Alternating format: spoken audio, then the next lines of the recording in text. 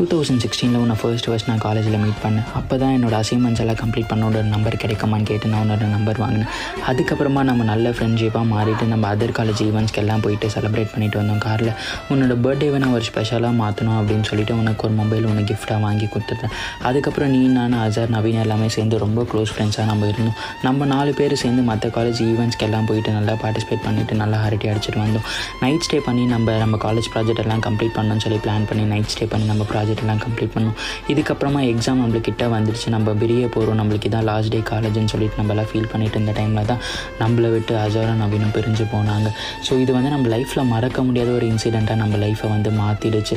So இவங்களோட accident நம்ம லைஃப்பில் இப்படி ஒரு மாற்றம்ன்றது நம்ம எதிர்பார்க்காம அதுக்கப்புறமா நம்மளோட ஒர்க்ஸோட ப்ரெஷர்லையும் நம்ம ரொம்ப ரேராக மீட் பண்ணுற மாதிரி சுச்சுவேஷன் வந்துடுச்சு. ஸோ அப்படி நம்ம மீட் பண்ணாலும் நம்மளோட பழைய ஃப்ரெண்ட்ஷிப் நம்மளுக்கு அப்படியே இருக்குது. இது நடுவில் நீ ஜோயி வேணும் அப்படின்னு சொல்லிட்டு ஆசைப்பட்டு கேட்டப்போ உனக்கு நான் ஒரு பப்பி ஒன்று வாங்கி